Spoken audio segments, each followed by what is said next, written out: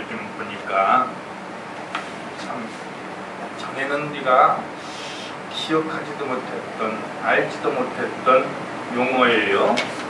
우울증이라는 질병이 사회적으로 좀 문제가 되는 것 같습니다. 그래서 굉장히 심각한 그런 사건, 사고가 일어나게 되면 대체적으로 우울증 환자가 저질렀다, 이런 보도들을 보게 됩니다. 자, 그런데 우울증은 참으로 무서운 병인 것 같습니다. 자, 그러면 우울증은 어떻게 오는 질병일까요? 우리는 누구에게나 과거가 있습니다. 그런데 가만히 보면 우울증을 앓고 있는 사람의 과거를 보게 되면 대부분의 사람이 슬픈 과거가 있다거나 또 안타까운 과거, 괴로운 과거, 분노가 있는 과거가 있다는 사실입니다. 이 사람들은 왜 과거에 매달려서 미래를 바라보지 못합니까? 과거는 단호히 버려버리고 과거의 메이지를 마시기를 바랍니다. 다만 미래의 교훈을 삼는다는 조건이라면 우리는 과거를 되새겨볼 필요도 있습니다. 그 이외에는 절대로 과거에 매이지 마시고 교훈으로 승화시키는 여러분 되시기를 바랍니다. 또 하나, 미래에 대한 불안감을 가지지 말아야 됩니다. 아무도 미래는 알 수가 없습니다. 미래를 행복으로 또는 불행으로 만드는 것은 전적으로 내 몫입니다. 우리가 처한 상황에 어떻게 대처하느냐에 따라서 인생이 달라진다 하는 말이죠. 밝은 빛을 바라보면 우리의 인생은 밝은 인생이 될 수 있습니다. 여러분, 세상 돌아가는 것 보면은 많은 사람들이 이렇게 한탄을 합니다. 말세야 말세.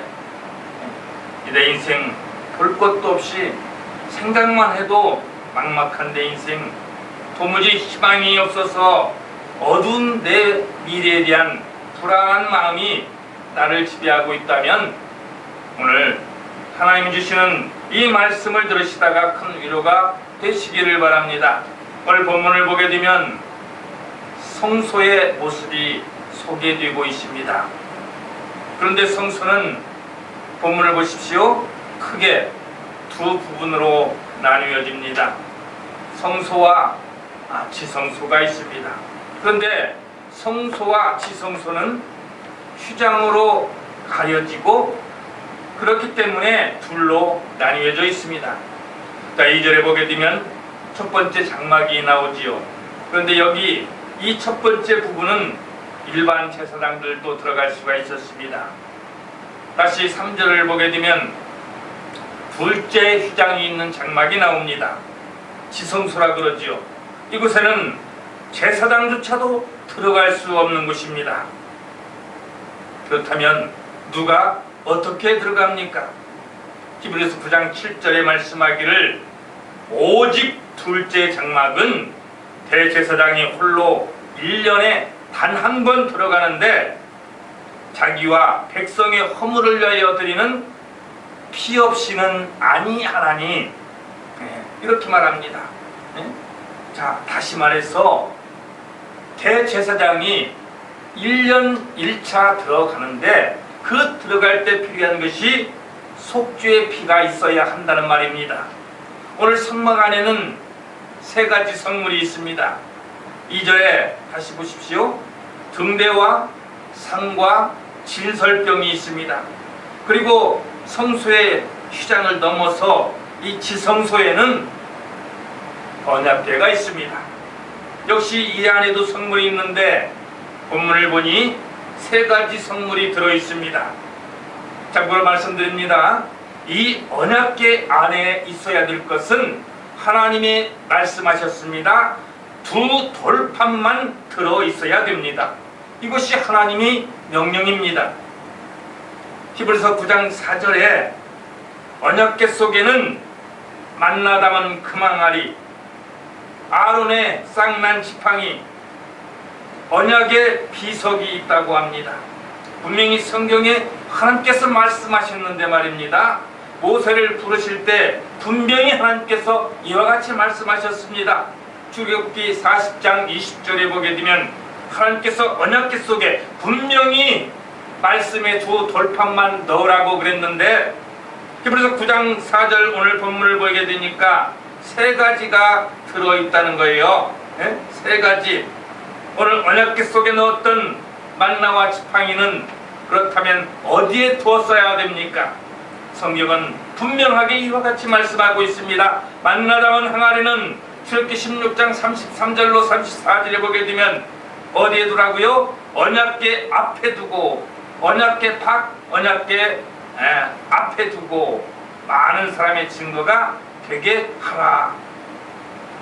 쌍난 지팡이 민수기 17장 4절과 10절에 보게 되면 증거궤 앞에 두어야 합니다. 그런데 왜 이 언약궤 속에 이 세 가지가 다 들어있었을까요? 자, 우리가 신차를 구매하고서 사람들의 행동이 어떠합니까? 한동안 얼마나 많은 관심을 그 차에 둡니까? 아침에 일어나서 출근할 때 내 차에 키스가 있나? 뭐 이런 것도 살피고, 먼지가 좀 안 졌네? 옷소매로 한번 닦아도 보면서 그 얼마나 관심을 많이 가집니까? 그런데 시간이 지나면서 소원해지지 않습니까? 처음에는 그냥 닦고 조이고 기름칠하고 걸레질하고 얼마나 애지중지했는데 조금만 시간이 지나 보십시오. 그냥 소원해지는 것입니다. 자, 우리가 그렇듯이 예수 믿고 그 뜨겁던 나의 온통 신앙의 관심은 주님을 향했었는데, 세월이 지나면서 그 열정이 시들해버렸고 그 사랑이 식어버렸다는, 내가 왜 이럴까? 내가 이래서는 안 되는데. 그래서 퍼뜩 정신이 드는 겁니다. 자, 그래서 신앙생활 좀 제대로 해봐야겠다 이런 마음을 먹었는데 역시나 점점 귀찮아지더라는 거예요.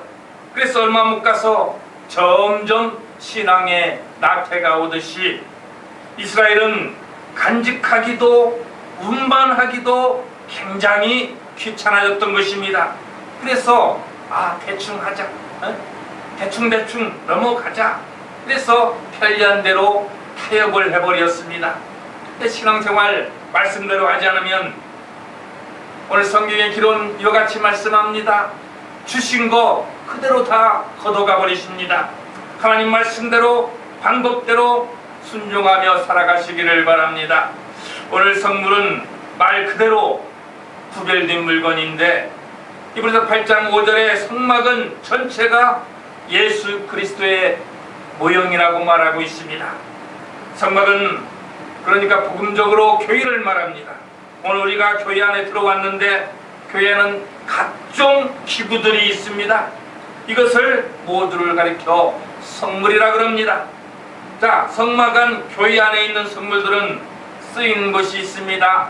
다 다릅니다. 쓰이는 곳이 이름이 다르고 용도가 다르다는 거예요. 그러나 오늘 성물의 공통점이 있다면 성물의 상징입니다. 그러면 성물이 무엇을 상징하고 있을까요? 바로 예수 그리스도의 사역을 상징한다는 사실을 믿으시기를 바랍니다. 먼저 성막에 이제 성소 안으로 들어가게 되면 딱 들어가서 볼 때에 좌측에는 금촛대가 있습니다. 우측에는 떡상이 있습니다. 가운데에 분향단이 있습니다. 그런데 제사장이 제사 드릴 때 이 성소에 들어가면 먼저 촛대의 등불을 점검합니다. 그리고는 진설병을 갈아놓고 향불을 피우게 됩니다. 이 떡상에는 12개의 신선한 떡이 언제나 놓여 있습니다. 그 이유는 그렇습니다. 매 주일 한 번씩 새로운 떡으로 세워놓았기 때문입니다. 이 떡은 진설병 또는 무교병이라고 합니다. 이 떡이 놓여있는 떡상은 하나님의 말씀이 선포되는 하나님의 공동체를 의미하고요, 복음적으로는 교회를 말씀하고 있습니다. 자, 그러면 떡상에 놓여있는 이 떡은 무엇을 상징하고 있을까요? 바로 예수님을 상징합니다. 여기에 대해 성경이 증언하고 있습니다. 요한복음 6장 48절로 51절에 예수님을 가리켜서 하늘로부터 내려온 산떡이라고 말씀합니다. 이 떡은 오늘 말씀을 보게 되면 이 양식인데요, 육신의 필요를 채워주는 것입니다. 한마디로 생명을 보존해 줍니다. 오늘 성수 안에 있는 이 떡을 가리켜서 요한복음 6장 35절에 예수님께서 친히 말씀하세요. 내가 떡이니. 그렇다면 예수님이 누구십니까? 오늘 요한복음 10장 30절에 성경은 말씀하고 있기를 바로 이 하나님이세요. 요한복음 1장 1절에 말씀이 곧 하나님이신데 저와 여러분은 말씀을 통해서 말씀을 읽고 말씀을 들음으로 말미암아 영혼이 살찌는 것입니다. 떡은 곧 말씀입니다. 계속해서 오늘 성막 안에는 금촛대가 있습니다. 이 등대는 예수님을 또한 상징하고 있습니다. 이 등대는 무엇으로 만들어졌습니까? 출애굽기 25장 31절에 보면 성막 기구 중에 유일하게 순금으로 만들어져 있습니다. 다른 기구들은 다 조각목에다가 금을 입힌 것, 다시 말해서 도금을 하였는데 이 등대만큼은 순수한 금, 순금으로, 정금으로 만들어졌다는 거예요. 이 등대만이 순금으로 만들어졌는데 이것은 뭘 의미하겠습니까? 예수님은 참빛이 되신다는 것을 교훈하고 있습니다. 요한복음 12장 46절에 주님께서 말씀하십니다. 나는 빛으로 왔다.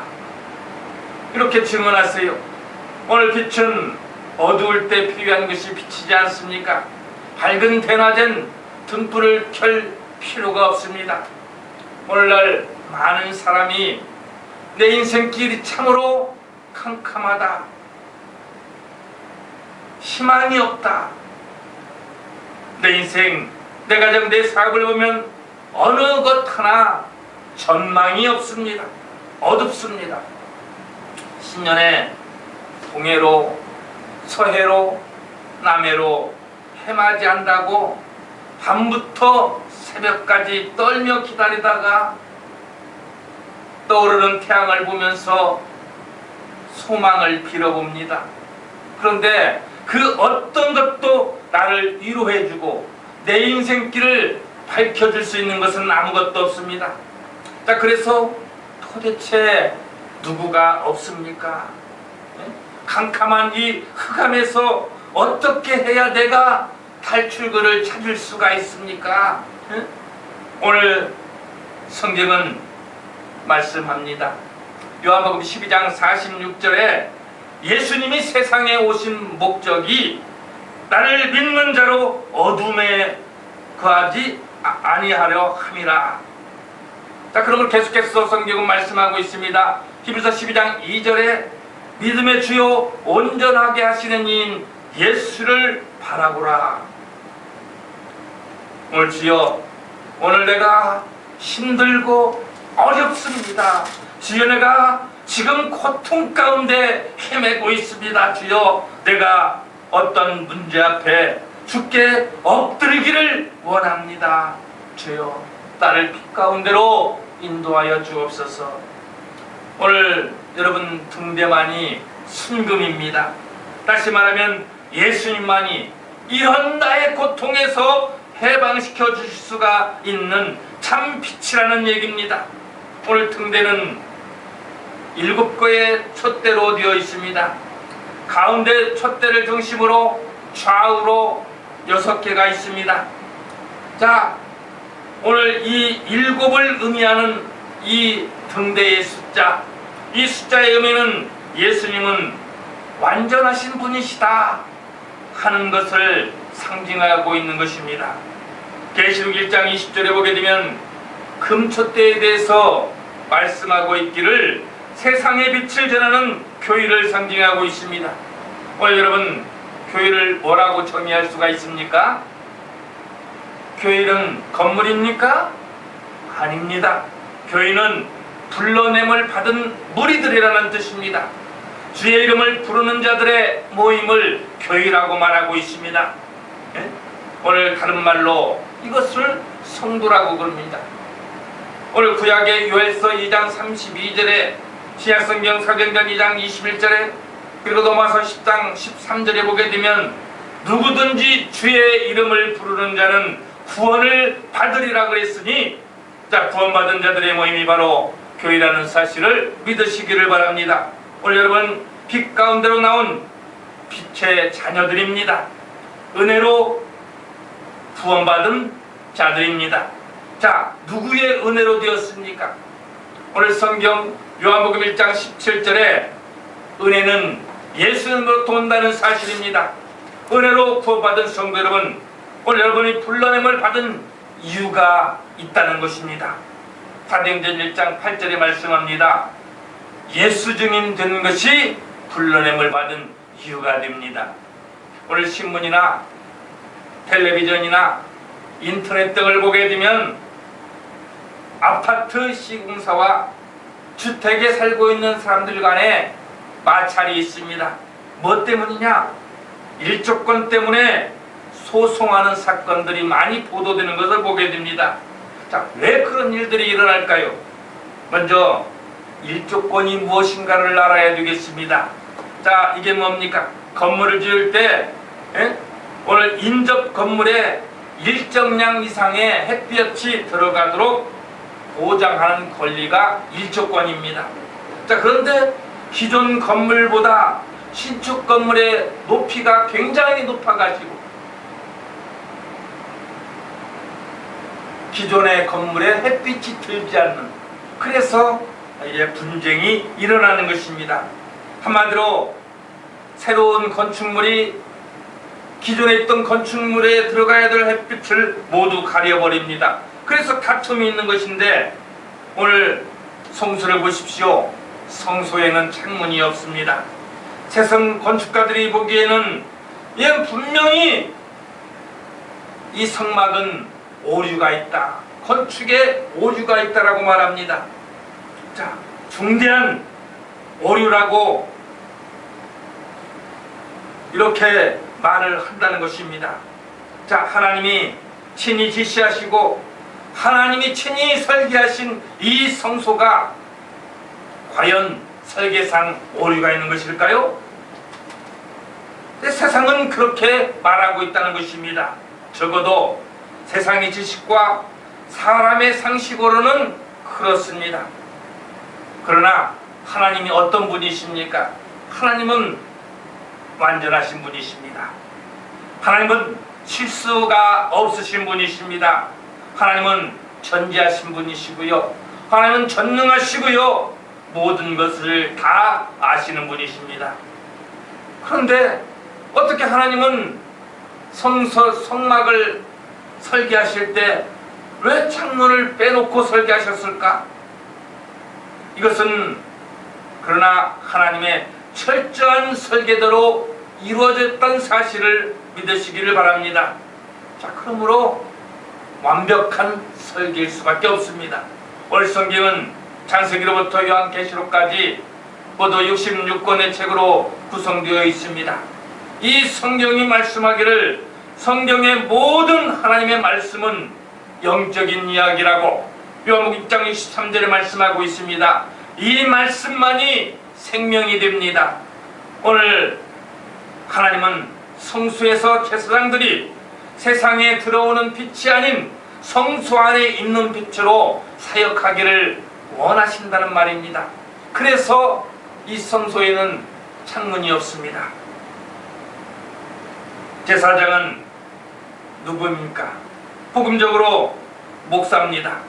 목회자와 그 가정은 세상 것에 연연하면 안 됩니다. 세상 빛을 갈구하면 안 됩니다. 세상과 연하면 세상 더러움에 물들 수밖에 없습니다. 영적으로 죽어가는 것입니다. 오늘 주의 종들이 세상 일에 끼어들고 세상 정치에 참여하고 정당 만든다, 사업한다. 그렇다면 그럴 수도 있습니까? 오늘 주의 종이 먹고 살아야 된다라고 항변한다면 오늘 성경 고린도전서 9장 13절은 말씀하고 있습니다. 성전의 일을 하는 자들은 성전에서 나는 것을 먹으며 제단에서 섬기는 이들은 제단과 함께 나누는 것을 너희가 알지 못하느냐. 성전에서 일하는 자는 제사장인데 복음적으로는 목사와 그 가정입니다. 오늘 신명기 18장 1절에 레위인과 제사장들은 분깃이 없고 기업이 없습니다. 오늘 그들은 어떻게 생활합니까? 성경은 또한 말씀합니다. 오직 제단에서 나는 것으로 먹으라고 했습니다. 다시 말하면 제단에서 일하며 하나님의 기업을 삼는 자들은 하나님이 책임져 주신다는 것입니다. 예수님이 누구십니까? 요한복음 15장 5절에 예수님은 포도나무요 성도는 가지입니다. 예수를 믿음으로 성도와 예수님과는 하나가 되었다는 사실입니다. 오늘 예수님은 말씀입니다. 말씀이 세상에 오셨습니다. 이 말씀이 성경은 빛이라고 말씀합니다. 계속해서 요한복음 15장 14절에 말씀대로 행하면 오늘 여러분 예수님의 친구가 된다는 것입니다. 그러시면서 또한 말씀하십니다. 사랑하라고 그러세요. 예수님처럼 세상의 빛을 비추어 주라. 빛을 나누어 주라. 예수님을 전하는 모두가 될 수 있기를 바랍니다. 오늘 등대가 빛을 발하기 위해서는 필요한 게 있습니다. 에너지가 필요합니다. 연료가 필요합니다. 그것은 바로 기름입니다. 오늘 성소에 있는 등불을 켜려면 아무 기름이나 쓸 수도 없습니다. 오늘 출애굽기 27장 20절에 기록하기를 성소를 밝히는 기름은 뭐예요? 순결한 감람유를 넣으라고 그랬습니다. 이 감람유는 무엇입니까? 이 감람유는 올리브 기름이라는 뜻입니다. 자, 이 감람유를 넣으라고 했습니다. 자, 오늘 그런데 이 감람유는 무엇을 상징하고 있느냐? 예수께서 보내신 성령을 말씀하시는 줄로 믿으시기를 바랍니다. 오늘 감람유가 있어야 등대를 밝힐 수가 있는데 아무런 기름으로나 밝힐 수가 없는데, 그러면 이것은 무엇을 말하는 것이겠습니까? 예수 믿고 은혜 받고 체험하고 눈물 흘리며 감격에 그런 눈물 흘리던 그런 시절도 있었습니다. 그래서 나는 체험신앙을 소유했다라고 이와 같이 간증도 했습니다. 그런데 시간이 흐르면서 그 뜨겁던 내 신앙에도 문제가 드러나는 거예요. 네? 문제가 생깁니다. 예수님 향한 그 일편단심 사랑이 식어갑니다. 첫사랑의 그 순수함이 사라져버렸습니다. 순결한 감람유가 아닌 세상의 근심 걱정이 나를 지배합니다. 주여, 내게도 성령을 충만히 부어 주시옵소서. 기도하시기를 바랍니다. 오늘 순결한 감람유가 등불을 밝힐 수가 있습니다. 다시 말하면 복음대로 보게 되면 내가 아는 내 지식으로는 구원받을 수가 없습니다. 내 생각으로는 신앙생활을 할 수가 없습니다. 건물 보고 사람 보고 또 뭐요? 사람의 숫자가 많고 적음 보고 교회다는 거 아닙니다. 인간의 생각과 의지로는 신앙생활을 절대로 할 수가 없습니다. 오늘 성도들이 예수 잘 믿다가 교회 잘 나오다가 예배 잘 드리다가 어느 순간 실족하는데 왜 그렇습니까? 바로 이것입니다. 사람 바라보고 주변 바라보고 규모 바라보고 교회를 나가니까 시험 들은 것입니다. 오늘 사람 바라보면은 다 시험 들고 후회하지만 성경은 말씀합니다. 히브리서 12장 2절에 믿음의 주요 또 온전하게 하시는 이인 예수를 바라보라. 네? 오늘 등대가 빛을 계속 바라보면 계속해서 점검받고요, 그리고 기름이 남아있는지 없는지 계속해서 검사받고요. 심지어는 이상이 있는지 없는지 살펴서 기름이 떨어지면 채워야 됩니다. 심지가 잘못됐으면 심지를 갈아 끼워야 됩니다. 오늘 여러분, 모든 성경은 영적인 이야기라고 요한복음 6장 63절에 말씀하고 있는데, 이것을 영적으로 보게 되면 항상 성령으로 충만해야 됩니다. 언제 성령이 우리에게 임하게 됩니까? 언제 성령 충만하게 임할 수가 있습니까? 오늘 성경에 사도행전 8장 15절에 성령 받기를 간절히 기도했더니, 사도행전 8장 13절에 사도들의 안수로 성령을 받았습니다. 사도행전 2장 1절로 4절 말씀에도 보게 되면 한 곳에 모여 있을 때, 다시 말하면 교회에 있을 때에 성령을 받았다는 사실입니다. 오늘 여러분, 늘 깨어서 기도하고 늘 말씀을 사모하셔서 성령 충만하셔서 세상의 빛을 밝히는 성령의 사람이 다 되시기를 주의 이름으로 축원합니다.